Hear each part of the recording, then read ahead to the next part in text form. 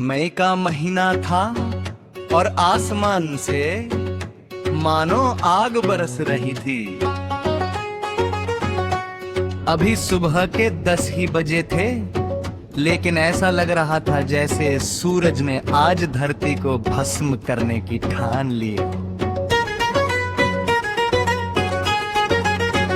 हवाओं में अब वो नरमी नहीं बची थी, उनकी जगयालू के खौलते हुए थपेड़ों ने ले ली थी जो शरीर को झुलसा रहे थे। रमेश अपनी पुरानी मोटरसाइकिल पर दोपहर के समय एक जरूरी काम से बाहर निकला था। उसने अपना चेहरा एक सूती गमछे से पूरी तरह बांध रखा था और आंखों पर चश्मा लगा रखा था।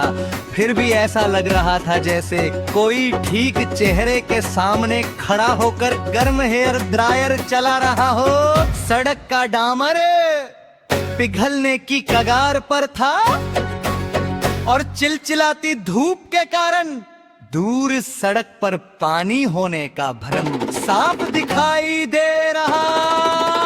सड़क पर हर लाल बत्ती पर रुकना किसी भयंकर सजा से कम नहीं था। आसपास ट्रैफिक में खड़े हर इंसान की आंखों में और पसीने से लथपथ चेहरों पर बस एक ही हताशा साफ पढ़ी जा सकती थी। ये भयंकर गर्मी आखिर कब कम होगी?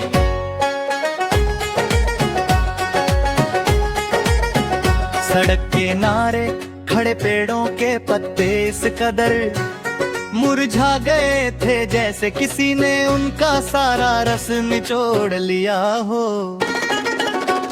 आवारा कुत्ते गाड़ियों के नीचे किसी तरह ठंडी छांव तलाश रहे थे और परिंदे भी छतों की टंकियों के पास निढाल होकर सुस्ता रहे थे।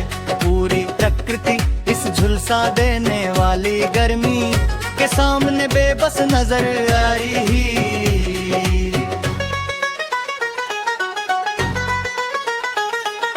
जैसे तैसे काम खत्म करके रमेश घर पहुंचा। दरवाजा खुलते ही उसने पंखे और कूलर की तरफ दौड़ लगाई, लेकिन बंद कमरे की उमस और बाहर की तपिश के सामने कूलर की हवा भी हार मान चुकी थी। माथे से टपकता पसीना और प्यास से सूखा गला बस एक ही चीज मांग रहा था, राहत की कुछ बूंदे। पिगी फ्रिज से निकाल कर बर्फ के ठंडे पानी का एक गिलास रमेश ने अपने गले से लगाया।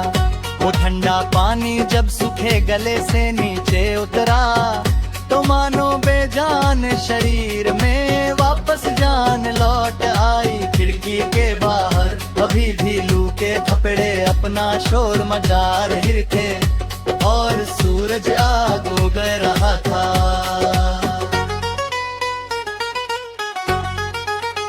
रमेश वही कुर्सी पर टिककर बैठ गया और सोचने लगा कि इंसान ने चाहे कितनी भी तरक्की क्यों ना कर ली हो, लेकिन प्रकृति के इस रौद्र रूप और भयंकर गर्मी के सामने आज भी कितना छोड़ो और मजबूर है।